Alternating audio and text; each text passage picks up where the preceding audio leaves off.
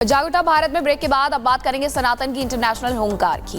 पंडित धीरेन्द्र कृष्ण शास्त्री जो सनातन की बात करते हैं, सनातन का संदेश देते हैं और हिंदुओं पर जहां पर भी अत्याचार होता है उससे लेकर के मुखरता से बोलते हैं। अब इंटरनेशनल लेवल पर वो सनातन के प्रचार प्रसार की तैयारी कर रहे हैं और इसी को लेकर के आपको जानकारी दे दें कि वो ऑस्ट्रेलिया और लंदन के लिए रवाना हो चुके हैं। पूरी खबर आपको इस रिपोर्ट के जरिए बताते हैं।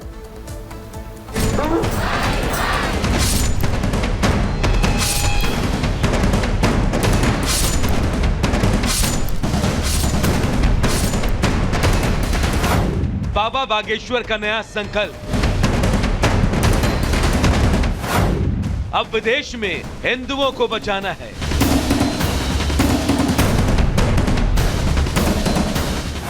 मुहिम के साथ विदेश दौरे पर निकले बाबा। हिंदू एकता यात्रा निकालने के बाद बागेश्वर धाम के पीठाधीश्वर पंडित धीरेन्द्र कृष्ण शास्त्री अब विदेशों में हो रहे हिंदुओं पर अत्याचार को रोकने के लिए मुहिम चलाएंगे। इसी सिलसिले में बाबा बागेश्वर 8 दिन के ऑस्ट्रेलिया और लंदन की यात्रा पर निकल गए हैं।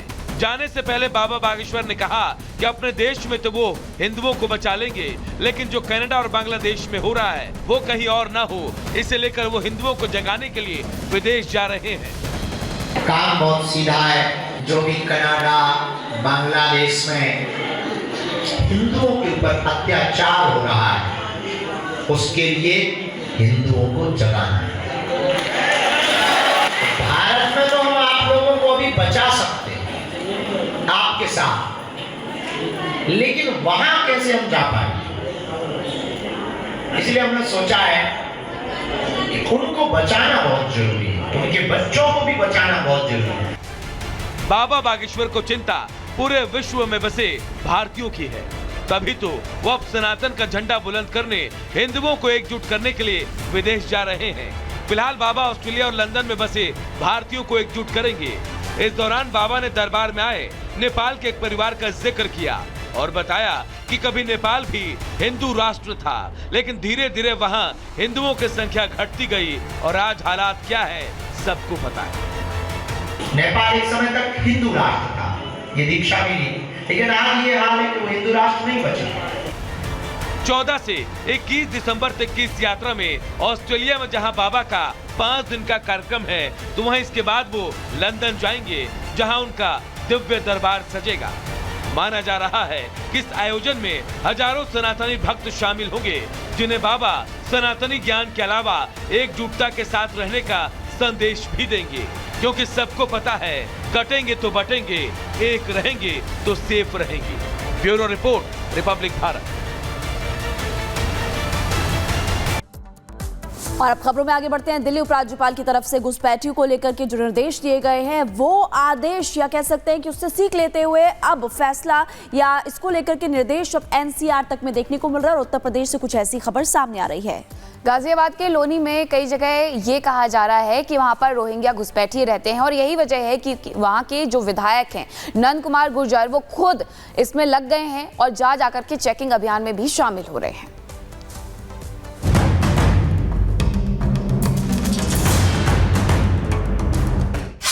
घुसपैठियों पर आर पार,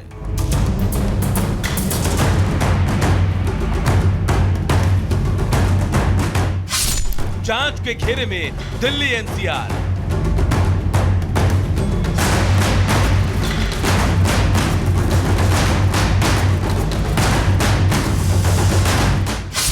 घुसपैठियों का बंगाल कनेक्शन,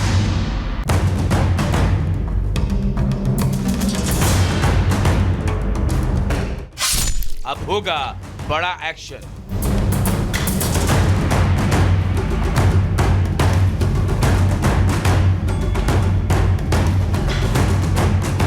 दिल्ली में घुसपैठियों के खिलाफ दिए गए एलजी के आदेश के बाद से ये मामला पूरे एनसीआर में जोर पकड़ रहा है। बांग्लादेशी घुसपैठियों की पहचान के लिए गाजियाबाद के लोनी विधायक नंदकिशोर गुर्जर एक्टिव मोड में आ गए हैं। घुसपैठियों के खिलाफ नंदकिशोर गुर्जर खुद ग्राउंड पर उतर आए और लोनी इलाके में कथित घुसपैठियों के पहचान पत्र और आधार कार्ड की जांच की, जिसमें ज्यादातर लोगों के आधार कार्ड और वोटर आईडी दिल्ली के हैं, लेकिन रहने वाले मुर्शिदाबाद पश्चिम बंगाल के, जिस पर विधायक नंदकिशोर गुर्जर ने कड़ी आपत्ति जताई है। यहाँ मिलिट्री लगानी चाहिए और यहाँ इतना सख्त काम करना चाहिए कि यहाँ से इनको भागना पड़े रातों रात। सारी हालात जो देश के अंदर हैं, ये दिल्ली देश की राजधानी है। दिल्ली के चारों तरफ जितने भी हमारे ऑफिस हैं, सेना मुख्यालय हो चाहे पार्लियामेंट हो, पूरा देश आज 10 करोड़ रोहिंग्या और बांग्लादेशियों के कारण बारूद के ढेर में बैठा। दिल्ली सबसे ज्यादा सेंसिटिव है। बीजेपी विधायक ने घुसपैठियों को लोनी में बसाने के पीछे बड़ी साजिश का दावा किया। उनका आरोप है कि कुछ राजनीतिक दल अपने वोट बैंक को साधने के लिए अवैध घुसपैठियों को न सिर्फ शरण दे रहे हैं, बल्कि वोटर आईडी बनाने से लेकर पहचान पत्र बनवाने में उनकी भरपूर मदद भी कर रहे हैं। दिल्ली में अरविंद केजरीवाल ने देश के साथ गद्दारी करते हुए, देश के साथ धोखा करते हुए जिस तरह से घुसपैठियों को यहाँ ला करके वोट के लिए बसाया। अब आपने देख लिया कि उनके पास वोटर कार्ड, आधार कार्ड, राशन कार्ड कहाँ का, दिल्ली का, रह रहे हैं यहाँ गाजियाबाद में। माननीय गृह मंत्री जी ने जिस तरह से एक एक्शन लिया है और इनके खिलाफ कार्रवाई की बात की, हमें उम्मीद है कि आज जो जिस तरह असम की सरकार डिसीजन ले रही है, महाराष्ट्र में शुरू हुआ है, तो यहाँ उत्तर प्रदेश में भी खास तौर से मेरी विधानसभा लौनी और साहिबाद और नोएडा में जो जिस तरह से घुसपैठिए, लखनऊ के अंदर घुसपैठिए और तमाम जगह पे कैराना की तरफ, बिजनौर की तरफ, इन सबको चिन्हित करके निकाला जाए। तो वहीं दूसरी तरफ दिल्ली में घुसपैठियों के खिलाफ शुरू हुआ अभियान अब जोर पकड़ चुका है। दिल्ली पुलिस बांग्लादेशी घुसपैठियों के खिलाफ बड़ा अभियान चला रही है। राष्ट्रीय राजधानी के चप्पे चप्पे से अवैध रूप से रह रहे लोगों की जानकारी जुटाई जा रही है। पुलिस अब तक अवैध बांग्लादेशियों के सर्च मामले में 1000 लोगों से पूछताछ कर चुकी है। इस दौरान 2 लोगों को पकड़ा गया है। दिल्ली में घुसपैठियों की बढ़ती तादाद के लिए बीजेपी सीधा सवाल पूर्व सीएम केजरीवाल और दिल्ली सरकार से कर रही है।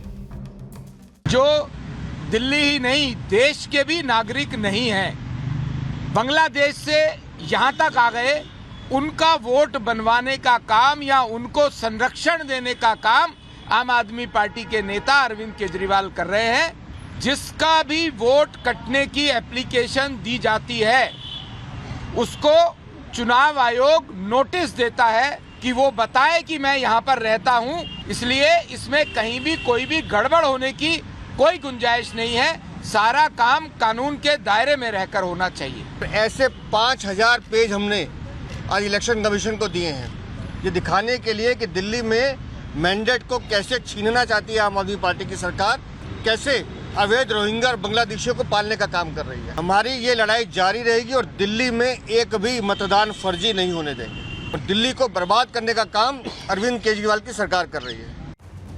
फिलहाल बांग्लादेशी घुसपैठियों का मुद्दा जिस तरह से जोर पकड़ रहा है, उसे देखते हुए साफ है कि देश के हर हिस्से में लगातार जाल फैलाते घुसपैठियों के लिए ये खतरे की घंटी है।